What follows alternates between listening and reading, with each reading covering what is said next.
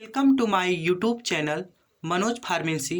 आज हम लोग टॉपिक डिस्कस करेंगे नर्वस सिस्टम यानी तंत्रिका तंत्र।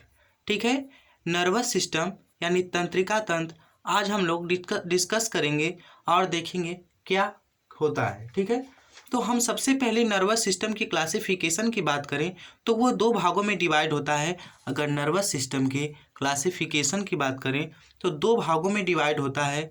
पहला आता है सेंट्रल नर्वस सिस्टम यानी सीएनएस और दूसरा पेरिफेरल नर्वस सिस्टम यानी पीएनएस।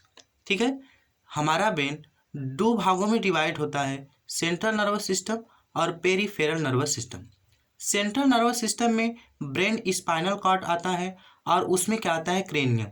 ठीक है, जो कि ब्रेन हमारे तीन भागों में डिवाइड होती है, अग्र मस्तिष्क, पश्च मस्तिष्क और मध्य मस्तिष्क। और ये पीएनएस यानी peripheral nervous system cranial part होता है, जो कि हमारे जो स्कल का बाहरी आवरण होता है, जो कि सुरक्षा प्रदान करता है। ठीक है, तो जो सीएनएस होता है, जैसे हमारे जो हमारी ये नर्व क्या बोलते हैं इसे, न्यूरॉन सेल होती हैं। जो न्यूरॉन सेल होती है बहुत ही इंपॉर्टेंट रोल करती हैं, क्योंकि इनका बहुत ही इंपॉर्टेंट रोल होता है। ठीक है, तो जो हमारा इस ब्रेन होता है, तो क्या होता है कि हम कोई भी चीज़ जैसे सोचते हैं और कोई भी चीज़ हमारे बॉडी पर से कोई टच कर दिया, कोई थोड़ा पेन वगैरह हो रहे हैं, कोई कुछ चुभा रहा है, तो सबको कुछ को कैरी करने का काम करता है। ठीक है, तो हमें ये भी बताता है कि हमें सोच समझ कर क्या बोलना है क्या नहीं बोलना है, हर चीज़ का रिस्पॉन्स देता है।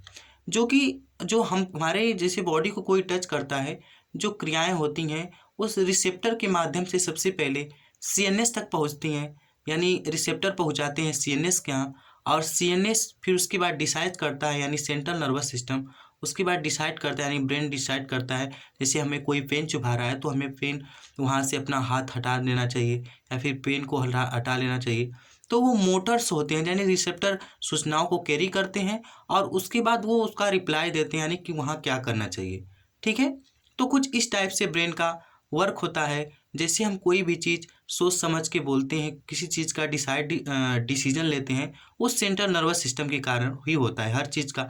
ठीक है, जैसे अगर साइको की बात करें, जैसे कोई पागल इंसान है तो उसमें सेंट्रल नर्वस सिस्टम पूरी तरीके से काम नहीं कर पाता है और वह अनेक क्रियाएं करता है, उसे कुछ चीज़ का कुछ समझ में नहीं आता और उल्टा सीधा हरकतें करता है। ठीक है, तो कुछ इस टाइप से सेंट्रल नर्वस सिस्टम का कुछ वर्क हो जाता है। और उसके बाद ये न्यूरॉन सेल होती हैं। ठीक है, ये न्यूरॉन जो होता है, ये जो नर्वस सिस्टम को अध्ययन को क्या कहते हैं हम, न्यूरोलॉजी।